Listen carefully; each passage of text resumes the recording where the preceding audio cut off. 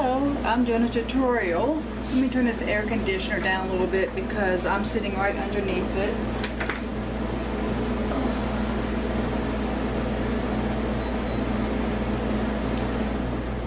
Okay, maybe it won't be so loud now and you can hear me, because sometimes I forget about the air conditioner and you can't hear me.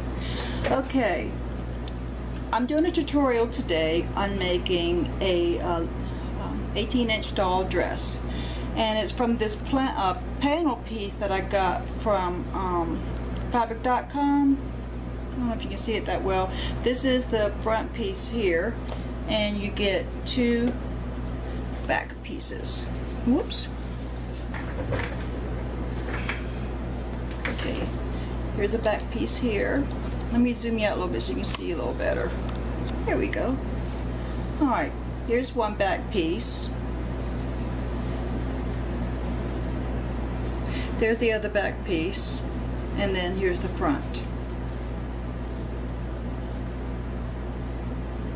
Okay, and so all you have to do when you get your panel is just cut along the black dotted line, and then you'll get your fabric. How easy is that? You know, you don't have to go out and buy a pattern. Okay, so it said the first thing you're supposed to do is you're supposed to make a 2-inch line down each one of these triangle things, which are going to eventually turn into pleats, and use invisible, not invisible, but disappearing ink, and for fabric markers only. And this is the one that I use. I got it from Joann's. It's an air erasable pen. Air erasable pen. And it says please, it says to use a patch test first, but I already know how it's going to work. So I made my lines down. I don't know if you can see the lines or not, but I made my lines down, and there's supposed to be 6 of them. There's 1, whoops, 1, 2, 3, 4, 5, and then 6 over here. Alright, so the first thing you want to do is you want to make a fold on that line that you did. You don't necessarily have to use straight pins if you don't want to, but I'm going to. So I'm going to put a straight pin at the top, and then one at the bottom.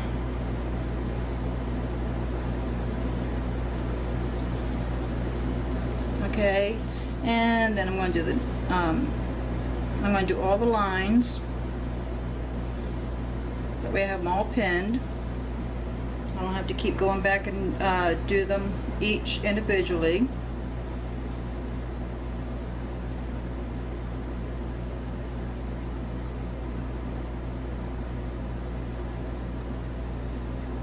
That way I can go from one line to the other and just keep continuously sewing.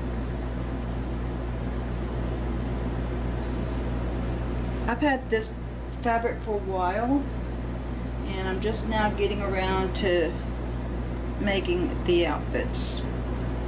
I bought 4 panels, and so this panel here, it makes the sleeveless dress, it makes a jacket, and it makes a clutch purse. Now you can do your own accessorizing when it comes to decorating the dress. If you want to put lace on, or if you want to do buttons instead of Velcro, you can do that because it calls for a Velcro 4-inch strip. I'm going to do the Velcro. Oh, and you need bias tape, single fold I believe it is. Oh, double fold. Ooh, I've got single fold here. Okay, I'll have to see if I have any double fold. If not, I'll use the single. It doesn't, well, I can make a, oh, and then it says you need an accent button, which is 3/8 or a 1/2-inch button, which I have a lot of buttons, and I forgot to pull one out, so I'll do that later when it gets to that point.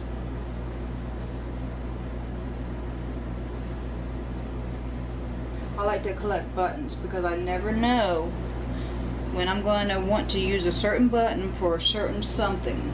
So I have all kinds of buttons. I have so many different colors, and I have some vintage and I have some new.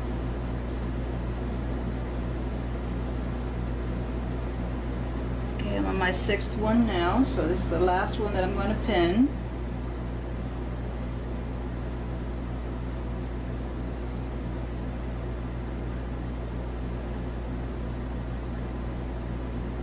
Okay, so when you get sewing, this is what the front of the dress is going to look like.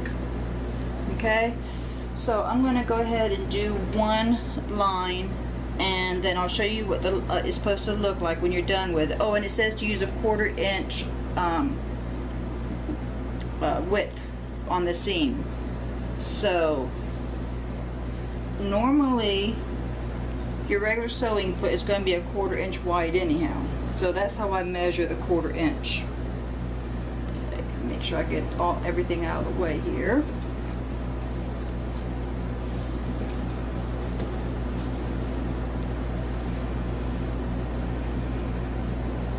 Okay, and I want it on the 2-inch line, which is right here. And you do a back stitch. You go a couple of stitches and then you do a back stitch. So that's what I'm going to do. It even tells you that in the instructions. Alrighty. You get this one pin out of the way because it's going to be in the way of my sewing foot. Pull this pleat over a little bit. Okay. Alrighty, here we go.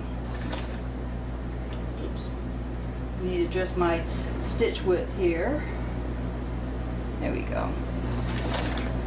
And then I'm doing my back up.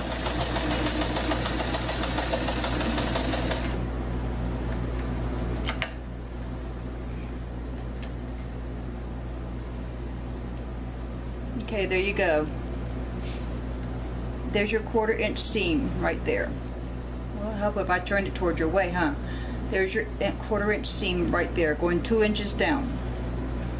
Okay, so I'm going to finish doing all these, and when I come back, then I'll have everything done.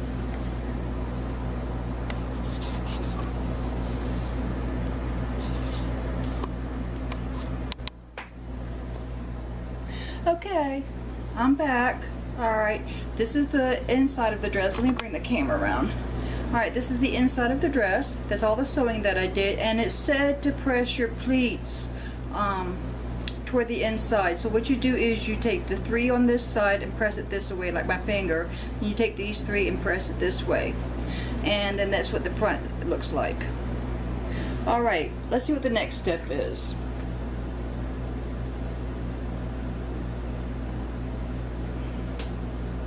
Stitch shoulder seams joining pleated front to back pieces. Okay, so what we're going to do is we're going to take, this is the right side, this is the wrong side. Right side, wrong side. So you're going to do right side to right side. So you're going to take this piece here and line it up at the shoulder. And then you're going to take the other piece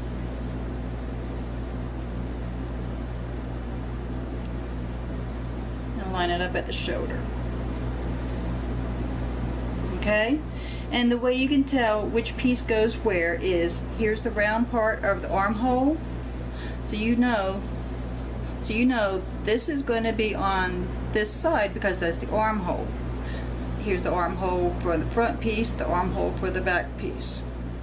And then on this side, here's the armhole on this side, and then the armhole on this side. Okay, so it says to sew them together using, let's see, well, it doesn't say, but you're going to be using a 1/4 inch seam. So just like you did the pleats, and you know that your presser foot is 1/4 inch. So that's how you measure your 1/4 inch.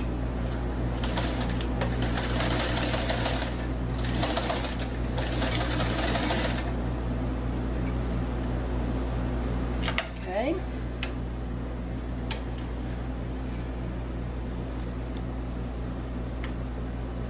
This is an old machine. I love this machine. Oh, my thread came out. I love this machine. My mother gave it to me a long time ago. It's a Kenmore 158850. It is from 1960, or it's the early 60s.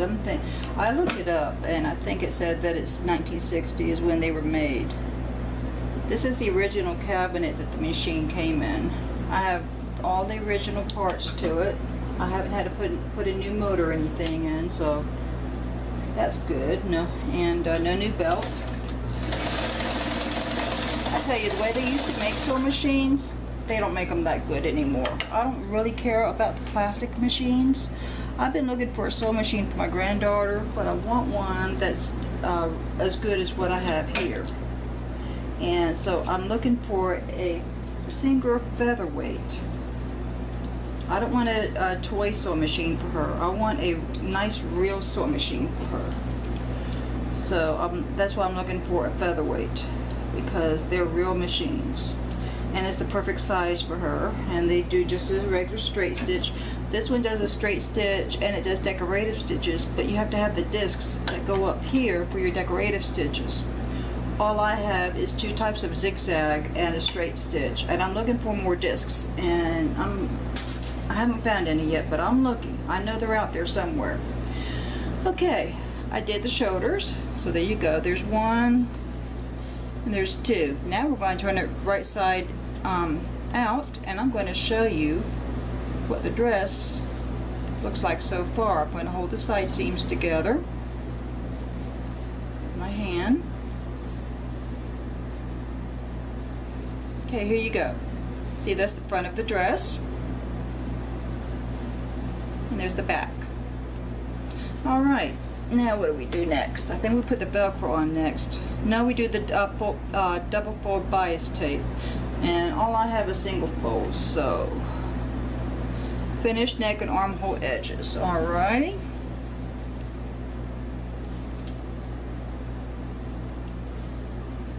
I do all my stocking up on my notions when they're on sale. Hobby Lobby always has the best sales on this kind of stuff.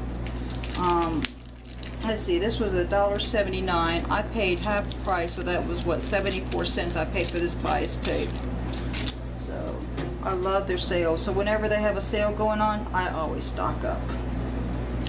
Okay, the way that you do bias tape is you open one side like this, and you're gonna want to follow this line for your sewing. I don't know if you can see that line or not, the fold line. You want to follow that for your sewing. So what you're going to do is put it on the neck. Okay, so we're going to put it on the neck, starting at the back. You know what? I'm going to fold over a little bit. So I'm going to open the end so I can fold over. You're going to want to fold inward, and then put it on the neckline. That way you have a nice clean finish.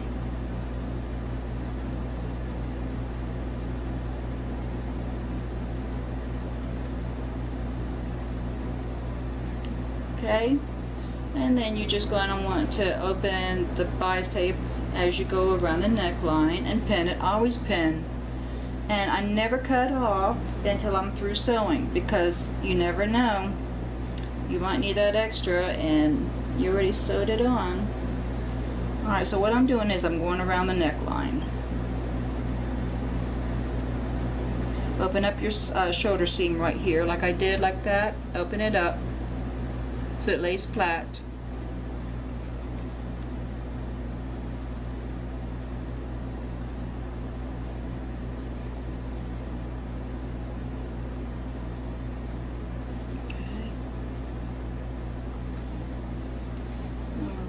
Going over the pleats.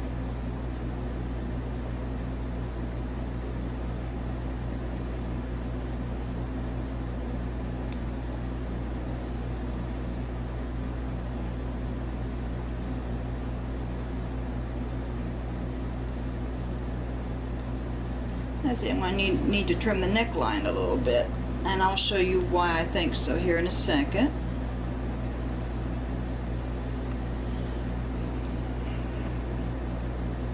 I always use these patterns, paper patterns, or like the pattern for this dress, just as a guide, because I can pretty much sew these without a pattern, but I use them as a guide sometimes. And I'm going to go step by step for you on this dress, and then I'm going to make the jacket and the purse. But those are going to be different videos, and I'm going to have them labeled somehow. I'll figure out a label for them. You know, I'll have like dress, then I'll have another video that says purse, and another video that says jacket. Okay, you see I didn't cut the bias tape off when I got to the end right here. I'm leaving it just like that. Alright, so the reason why I think I need to trim the neckline is you see the little point sticking up, but I'm going to wait until after I sew first. Okay.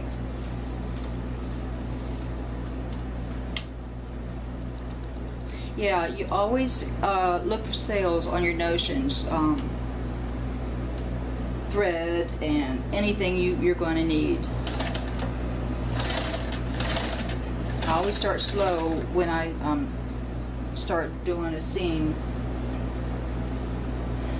and take my pins out as I go and keep everything lined up, because you want everything to be right on that neckline. You don't want it going over, because when you get through, you're going to be folding it over to the other side.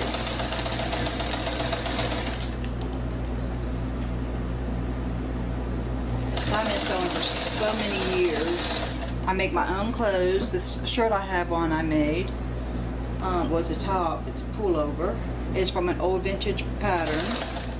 And I found this beautiful fabric at Joann's, and they had it on clearance. I think I paid like $1 a yard, and I only got 1 yard because I knew exactly what I was going to use it for.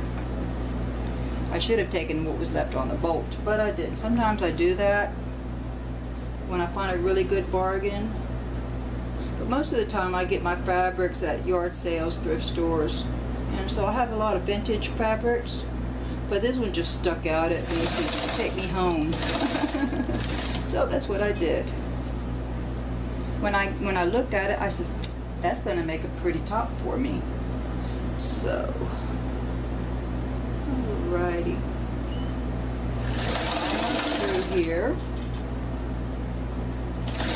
This is the best sew machine. I have never had any problems with this machine. Now watch, I say something about it nice and then it's going to act up on me. But anyhow, I never have any problems with this machine. This is the best sew machine that I own. I love it. I sew on this more than anything else. Okay, I'm all through the seam, the neckline. See there? And I left the extra. I didn't cut anything off. Well, I'm getting ready to now. So I'm going to cut just a little bit off, enough where I can fold over that seam, that end of on the bias tape, like I did the other side. Okay, roll this up and put me a pin in and save it for another project. Okay, here's the threads for the beginning. Alrighty, so now, if I'm not mistaken, it's going to say to fold it over. Oh, I have to do the armhole edges too. I forgot about the armholes. Okay, so you're going to be doing the same thing on the armholes.